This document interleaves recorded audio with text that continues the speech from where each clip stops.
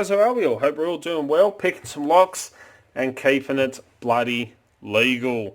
And welcome to the Sunday Beginner Series, where each and every Sunday I do videos to help beginners build a good little foundation into this awesome sport known as Locksport, which is lock picking. And I wanted to continue on with bypassing methods and focus on door latches this week.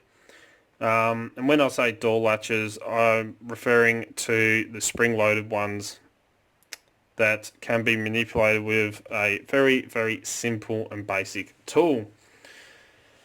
And of course, I'm talking about, and before I pick it up, before you all freak out, yes, my hands are filthy. Just literally finished putting the exhaust in my wife's car. Got the new one in, or we switched over the one that they sent because they sent us the wrong bloody one. That was too big, and we just put the new one in now and wait for it all to cure. All the gaskets seal on it.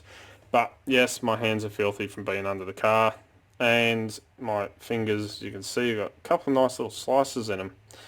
That's from making a bumper key last night. I have a Asa Twin 6000 here, and it come with 3 keys, and I thought, I wonder if I can make a bump key for one. So I took the really nasty crappy looking key, filed down all the what I call valleys, but all the cuts down to the lowest possible cut, and it left these sharp little thin pieces of metal just on top of all the peaks here. And I'm there and I'm filing nice and gently, carefully, holding the little file, and I'm filing away. Next minute there's this red stuff all over the key, there's red stuff over the vise and the file, and I'm looking at what the bloody hell is that? And then look, and there's blood running down my fingers. I sliced through the tips of my fingers and didn't even bloody notice. Downside of being a chef for years, I've burnt and cut my hands that many times that I kind of lost quite a bit of feeling in my fingers. But it happens, we move on. So yeah, I do apologise, don't freak out, my hands are filthy, I'm going to go and wash them in a minute. But I am talking this week about bypassing using gyms or slim gyms or any piece of equipment that you can use to slide in between the door frame and the door to the spring-loaded latch. And I have done a review on the Sparrows gym, so if you haven't already, go and check out that video. I do show how it's used. But you slide it in between your door and the door frame, or in some cases it could be 2 doors. All depends on how it is set up. You get onto your latch that is spring-loaded, and you work this to push the latch back in to the housing, and then as you're gently pulling out on the door and on the door handle, it will open. So it is a awesome little tool and very effective. There is a few things that can be put in place where you can't use one of these, and one of the latches that I did explain can't be used on is one like this one here from a Quickset. It has a mechanical block, so once it is extended out, there is no way to push that back in because of that arm which moves there, blocks it. So they're not the best tool, they don't work on absolutely every single lock, but locks they work on, it is a very effective bypass. But one of the downsides, I mean, it's good to have a nice big gym like this. You can even, and I've seen these used on cars to open cars, but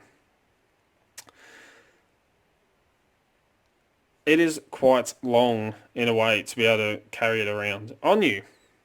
So another option, and a couple of months back I stumbled across a entry expert, and you all know who he is. Lockpicking Lawyer just did 4 videos with him where he attacks a door, and one of the ones he was showing was what he called a traveller hook.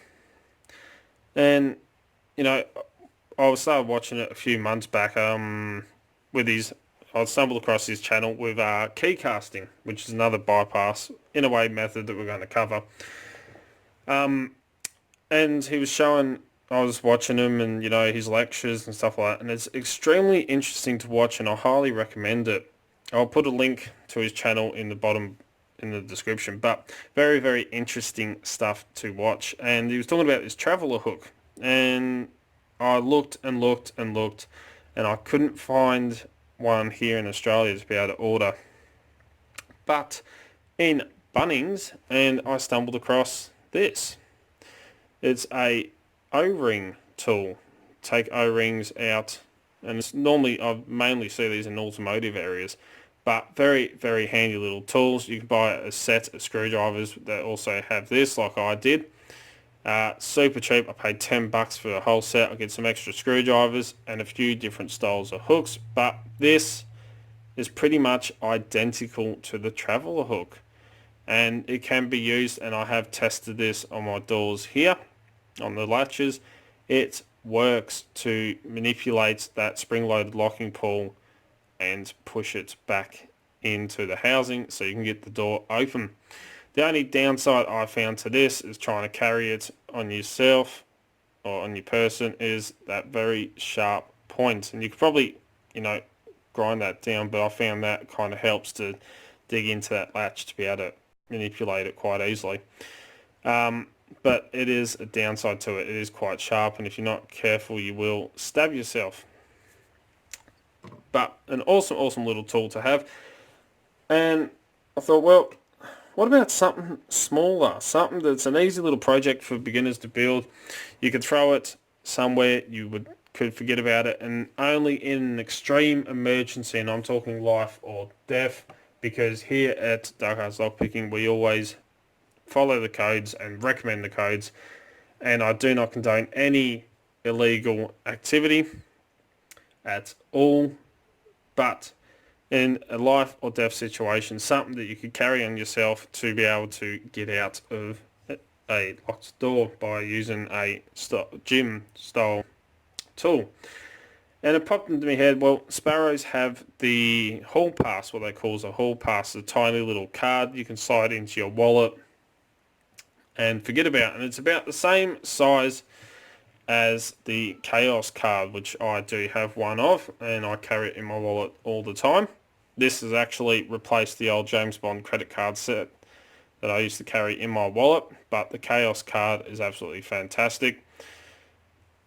And it's the same size as one of these, and you use it kind of like the old credit card trick, but a bit more effective. You slide it down into the door, and you use the hall pass card to manipulate that latch to get the door open. Then I thought, well, that's going to take up a whole slot, a whole slot in your wallet, kind of like this does. And it occurred to me, why don't you make something smaller? And I know Sparrows do have, I can hear you saying it, the smaller version of this. It's about half the size, but it takes up room in one of these cases. It's not small enough you could hide it in your wallet. It takes up or sits in one of these, like the tuxedo style cases. And it's small, it's very, very handy, but it's still quite big. I wanted something super tiny in a way that I could hide. And so I come up with this, and you can just see it poking out the top here. A tiny, and this is only a very rough design, but a tiny little Slim Jim. And as you can probably see, it is made from feeler steel, or those feeler packs that you buy. I paid $10 for a pack of 2 lots. It's not the strongest metal in the world, as I showed in one of the other videos. It does bend quite easily, but for an emergency, if you need to manipulate that spring-loaded pull, this thing does work. I've tested it on my ones here at home, and it works quite well. Nice and small, you can hide it in your wallet, as I just showed. And a super little, simple, easy little build for beginners. All you need is either hand files, or I can use the bench grinder. You just want to grind a nice curve into your steel and try and flatten off one end here. So it's pretty much like the smaller end on the smaller side on the Sparrows Gym, but tiny little tool that you can use to bypass, and it does work. I won't show you how to build one of these. You can kind of see it is very simple, just a little bit of filing or grinding. Tiny little pocket sized or wallet sized little card that costs you not even a cent to make. The only other thing I would recommend as well before I put it away is to put a little tab or something on the handle just here where the hole is in it, so that you've got something a bit more sturdier to grip onto when you try and manipulate that latch. But it does work, and for an emergency, pretty handy little thing to have. But these are very effective bypass methods, and if you've got a lock that they will work on, they're all good to use. But again, these are very old methods of entry. Slim gyms and using your credit card and stuff like that to bypass spring-loaded latches have been around for quite a long time. And now they have latches like these ones here, which are mechanically blocked, so you can't do it. A lot of front doors and stuff like that, they have a piece of boarding so that the door doesn't swing all the way through. They have the door frame in the way, so you have no room to try and get anything in between the door frame and the door because it's all blocked.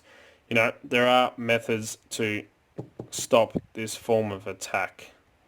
But for locks they work on, it is a very handy tool to have. In the right hands, this is quite a dangerous little tool. But, for a beginner, is it something I'd, recommend you just have or play around with? It's not something you need. You do not need one of these, but I can tell you now, it's a lot of bloody fun to play around with. And seeing how easy it is to bypass some doors. But, covering bypass methods, non-destructive, this doesn't damage them as long as you are careful. You're just manipulating a spring-loaded locking pull, pushing it back into the housing to get the door open or get access in. It's a very easy bypass method. If you don't want to go spending money on a Sparrows gym, the slim gym or the smaller ones or the hall pass, you can make up a tiny little one for less than a cent. I mean, this isn't the best looking thing in the world, but it works, and what works we like. Or, next time you're in the hardware store and you see a set of the little cheap O-ring hooks, get one of these. They work very well. Nice thin tips to them. They do have a sharp point, but you can really, grip hold of the latch and push that bad boy back in to gain entry. But, simple little bypass method. Again, they don't work all the time because a lot of locks now, they have worked out this very old style of bypass to gain entry, so they have come up with ways to defeat it. But, a bit of fun for a beginner. Give it a go, see what you think. It's another bypass method. Hopefully next week I will go on with key casting. I was in the chemist the other day because I had to get scripts filled, and picked up some talcum powder. I've got that. I've got my key casting mould. I'm waiting on the lead ladle to heat them up. And the polymer clay I am waiting on. I did all of that online because I paid $16 for 64 cubes, or 64 bars of polymer clay. $16 compared to paying $16 for one here in town. So go for a bargain whenever you see one nice and cheap like that. definitely get your hands on it. And there's another thing I want to test with this polymer clay. It says it's oven hardening, so you can go super hard when baked in the oven. So had this thought, if you're careful and you cast a key, you make the right sized mould of a key, could you then carefully take that out, dry it out, so it forms a hard case in a way, like a hard mould, put the two, and then keep them as, blanks in a way for keys. Then if you need to mould that key again, just put the two bits together, pour your woods metal in and see if it'll work. But that's something we're going to test in a future video, so stay tuned for that. Not to mention Monday's video and of course Wednesday's review and giveaway. So I do apologise, it's a bit long. I am crapping on a little bit about Slim Jims and bypassing, but trying to give you a good little foundation, a good little insight into the world of bypassing. There's heaps of videos of people using these. Deviant is probably one of the best, and as I said, I'll put a link to his channel in the description below. But as always follow the codes to keep Locksport legal, Don't go do anything stupid. Don't forget, down the bottom here is that little subscribe button, and right next to it is a bell icon. And the way YouTube runs everything, you've got to hit both of them to stay up to date. As soon as I upload a video, you'll be one of the first to know. I try to upload 2 to 3 to 4 videos per week, depending on work and everything else that I've got going on. Don't forget to come and join us on Discord, Extraordinary League of Pickers. The link's in the description below, so click on that link and come and join us. Don't forget, you also find Dark Arts Lockpicking on Instagram, Facebook and Twitter, where I'll put up post photos of what's going on in the background, all the fun stuff that happens around here pretty much. If you're looking for great equipment, such as the Sparrows Gym or the Sparrows Chaos card or anything to do with lockpicking, if you're looking for some great equipment, please check out locksmithstoolbox.com. They're an awesome Australian company, and as you know, that's where I get most of my lockpicking equipment from. If you want to get in contact with me, contact me through any of the social medias, Discord, or send us an email, darkartslockpicking@gmail.com.